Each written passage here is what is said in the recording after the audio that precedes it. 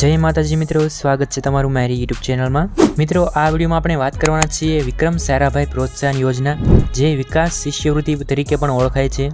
ગુજરાતના ગ્રામીણ વિસ્તારોની શાળામાં ધોરણ 8માં અભ્યાસ કરતા હોય તેવા વિદ્યાર્થીઓને આ શિષ્યવૃત્તિ મળે છે। ધોરણ 9માં 20,000, ધોરણ 10માં 20,000 અને જો એ વિદ્યાર્થી ધોરણ 10 પછી વિજ્ઞાન પ્રવાહમાં અભ્યાસ ચાલુ રાખે તો ધોરણ 11માં 30,000 અને ધોરણ 12માં 30,000 શિષ્યવૃત્તિ મળે છે।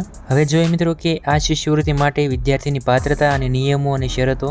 તો મિત્રો, વિદ્યાર્થી ગુજરાતના ગ્રામીણ વિસ્તારની સરકાર માન્ય શાળામાં ધોરણ 8માં અભ્યાસ કરતો વિદ્યાર્થી હોવો જોઈએ। ત્યારબાદ વિકાસ સ્કોલરશિપ માટે વિદ્યાર્થીઓની પસંદગી ધોરણ 7માં મેળવેલ ગુણ, તેમની વાર્ષિક આવક અને સ્ક્રીનિંગ કસોટી જે PRL દ્વારા લેવામાં આવશે। PRL એટલે કે આ સંસ્થા જે શિષ્યવૃત્તિ આપે છે તેમાં મેળવેલ ગુણ પર આધારિત રહેશે। ત્યારબાદ અરજદારે શાળાના પ્રધાન આચાર્યનું લખેલું પ્રમાણપત્ર આપવાનું રહેશે, જેમાં નીચેની વિગતો દર્શાવેલી હોય તે જરૂરી છે।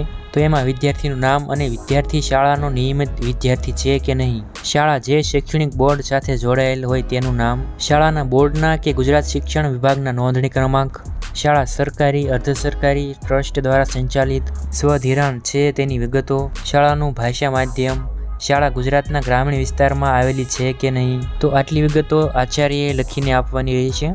અને સાથે બીજા ડોક્યુમેન્ટ્સની વાત કરીએ તો વિદ્યાર્થીનો ફોટો, આવકનો દાખલો, ધોરણ 7ની માર્કશીટ અને જો વિદ્યાર્થી આ શિષ્યવૃત્તિ માટે પાસ થાય તો બેંક પાસબુક। અને મિત્રો, આ શિષ્યવૃત્તિ માટે ઓનલાઈન અરજી કરવાની રહેશે, જેની વેબસાઇટ આ પ્રમાણે છે। આ વેબસાઇટની લિંક વિડીયોની ડિસ્ક્રિપ્શનમાં પણ આપી દઈશ। અરજી કરવાની છેલ્લી તારીખ છે 12 જાન્યુઆરી 2024 અને પરીક્ષાની તારીખ છે 21 જાન્યુઆરી 2024। પરીક્ષા આપવા તમારે પરીક્ષાના કેન્દ્ર પર જ જવાનું રહેશે। કુલ 17 પરીક્ષા કેન્દ્રો છે, જે આ પ્રમાણે છે।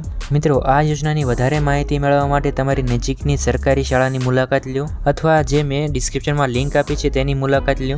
આશા રાખું છું કે તમને આ વિડીયો પસંદ આવ્યો હશે, તો વિડીયોને લાઇક કરજો અને આ વિડીયો વધુમાં વધુ શેર કરજો, જેથી કોઈ વિદ્યાર્થીને આ યોજનાનો લાભ મળી રહે। તો વિડીયોને લાઇક કરો, વિડીયોને શેર કરો અને ચેનલને સબસ્ક્રાઈબ કરો।